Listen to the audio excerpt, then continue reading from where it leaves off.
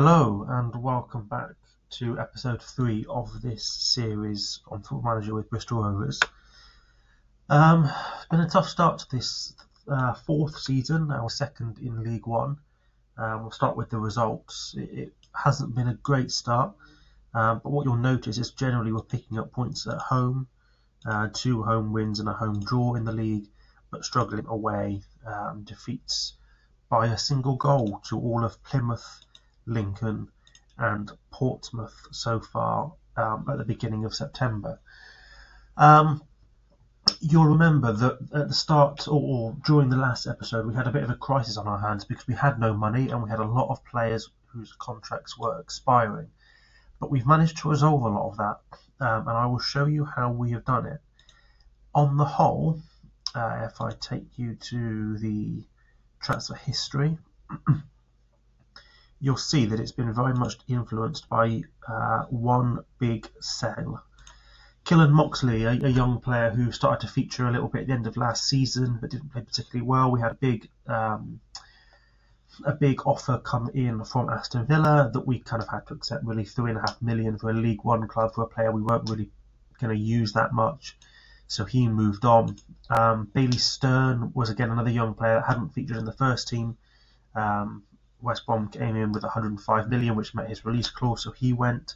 We already knew Chang was going, and Corey Hendrick was someone that didn't really feature last season as a young player. Moved on for 22,000, didn't have a huge amount of potential, so we let him move on to Sheffield Wednesday. Quite a few players have gone out on loan as well. I'll quickly go through those. So Yeton Gallagher, you haven't really met Iwuhu. We had briefly at the end of last episode, as with Cadet.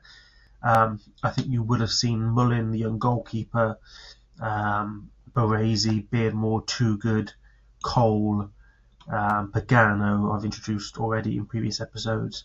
Roberts was a new young player, as was Roos and Odumboni.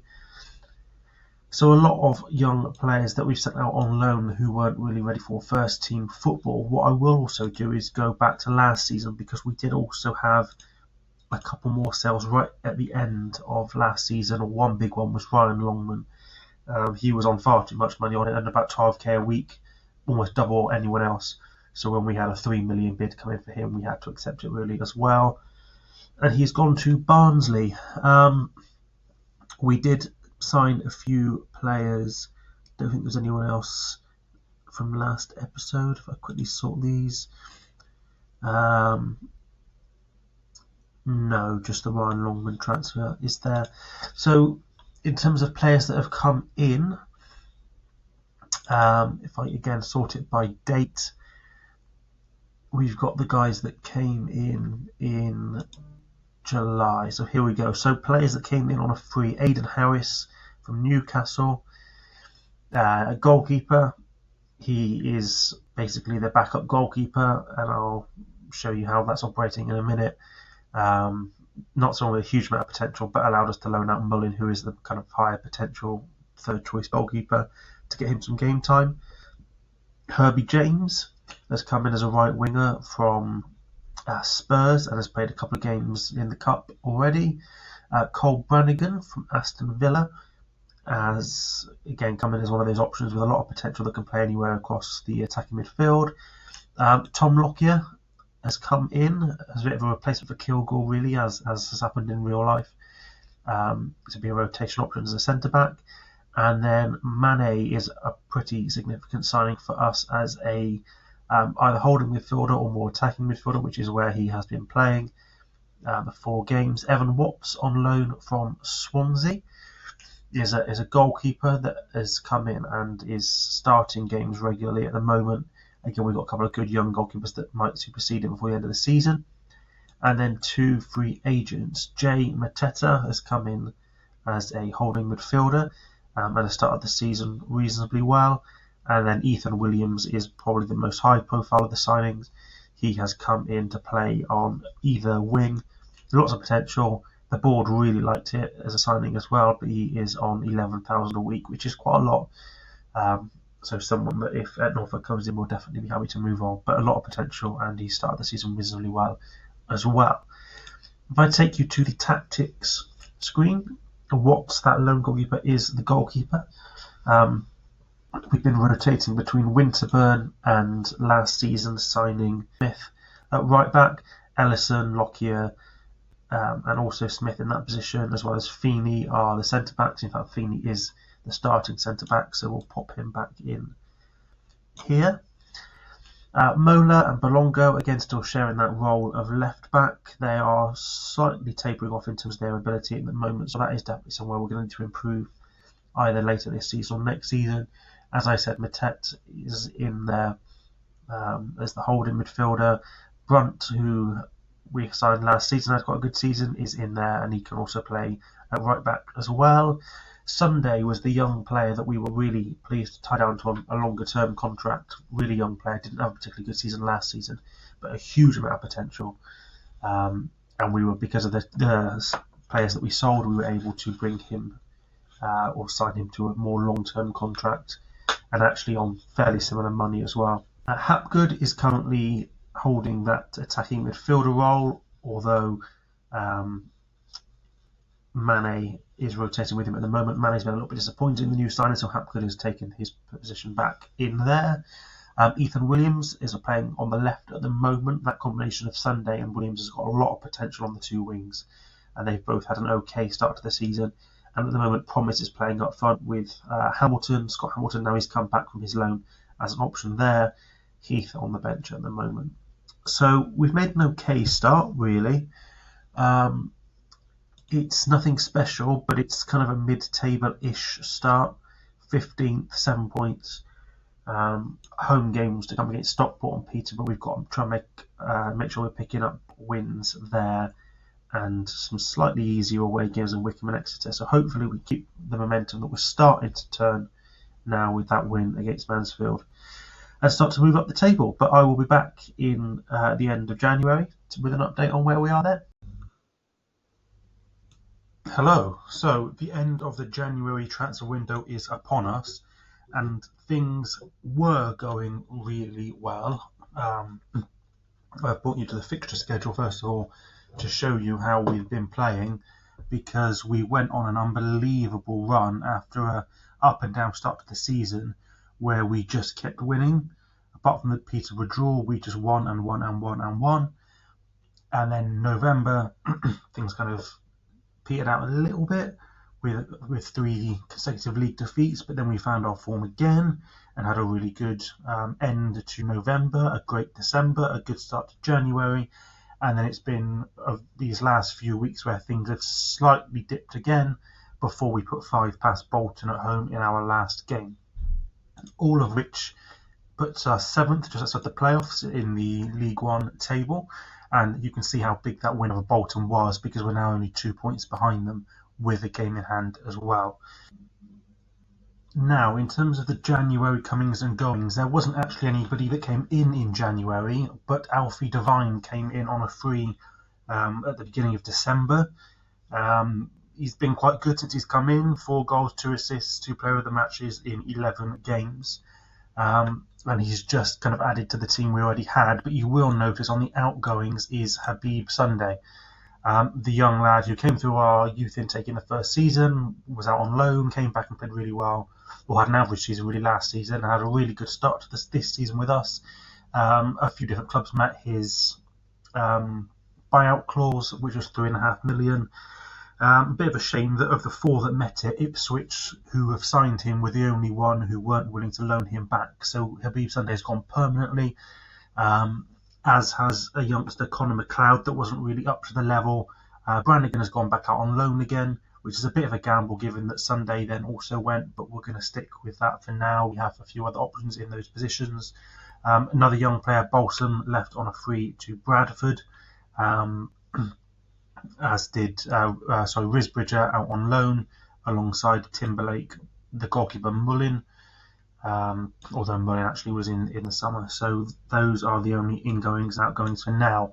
So when I show you the squad page, it does look a little bit lacking in the outstanding player Sunday, who was our best player in that first half of the season. But Promise's 23 goals have been massive in keeping us at the top half. Hapgood is starting to establish himself in that attacking midfielder role. 24 starts for him and a pretty good rating as well. And then it's Feeney at centre-back with Ellison, who have also done really well. Devine obviously playing quite well since he's come in, but he is now injured. So that's where we are for the first half of the season. Hopefully, or in fact I will show you competitions-wise where we have been as well. A little bit of disappointment in that we lost in one of the latter rounds of the trophy. I think I can take you back. Was it the quarter-final we lost in?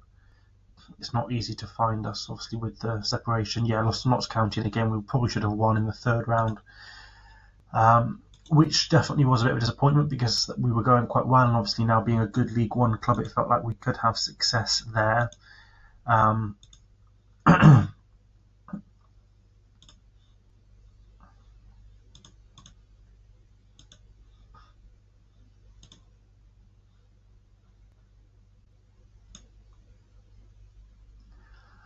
Wycombe away in the fourth round of the FA Cup is definitely a winnable game. We've got them in back-to-back games in February, away in the FA Cup and then home in League One. And as for the League Cup, if I take you up to that,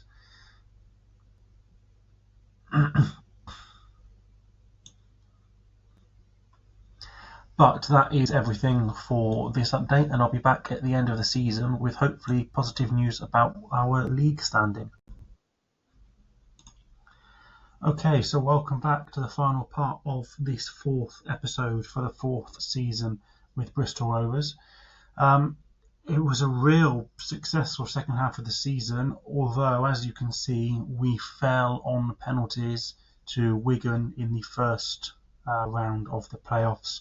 2-0 down in the first leg, two early promise on the Cherry goals to bring us out to two each, but unfortunately we weren't quite able to get across the line on penalties. So, a review of our results since the last update at the end of the January window. As you can imagine, it was going fairly well. The defeat to Wycombe in extra time in the FA Cup was a bit disappointing. We certainly lost out on some potential further earnings there with a cup run. Although we did then beat them 6-0 at home in the league a week later, so obviously the team weren't too happy with that defeat either. And after a slightly disappointing end to February, we went unbeaten through all of March, all of April, although quite a few draws in that, and it wasn't until that first leg of the playoff semi-final that we actually finally had a defeat, which was the reason why we were able to maintain a position in the playoffs as the season went on. We haven't had that playoff final yet between Wigan, who defeated us, and Bolton. But what I can do is show you the table and show you that we did finish just in that sixth position, narrowly behind Bolton. For fifth, but obviously playoffs were the playoffs, and it was a little bit disappointing that we couldn't kind of see that through. Although I have to say we were significantly weaker than those other playoff teams. None of our players really featured in the top charts for this season, but if I take you to the squad view, I can show you how they did fare, and that was that Promise ended up with 33 goals in total across all competitions in 46 appearances, and was definitely our standout player. Scott Hamilton scored 15 off the bench, and he's definitely going to keep improving moving forward. Ethan Williams and Simon Hapgood have definitely been the two that have taken over after we sold our right winger in January to Ipswich. And Alfie Devine carried on his decent form from the first, or the end of the first half of the season after we brought him in on a free. Mola, Ellison and Feeney are certainly a good combination at the back, with Brunt also being the fourth defender, and we've got quite a good solid foundation to build on, really, moving onwards. There weren't any transfers for me to update you on after the January window. There will definitely be a few outgoings as we try and build a team good enough to get us out of League One and up to the Championship. But other than the odd loan, and I think you may have seen the Risbridge loan in the last update. Obviously, Sunday was the match that moved on. But otherwise, it was a fairly quiet second half of the season when it comes to transfers, and that 7 million has definitely helped us in terms of the club's finances, because things were really quite dire before sales that we've had this season.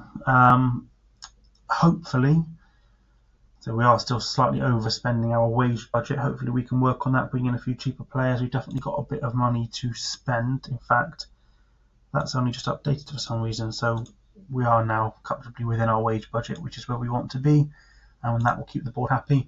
But that is it for the end of this episode. Thank you for joining me for Season 4, and I'll be back with an episode for Season 5 in the coming days. If you have enjoyed what you've seen, please leave a like, please subscribe to see more, and I'll see you next time.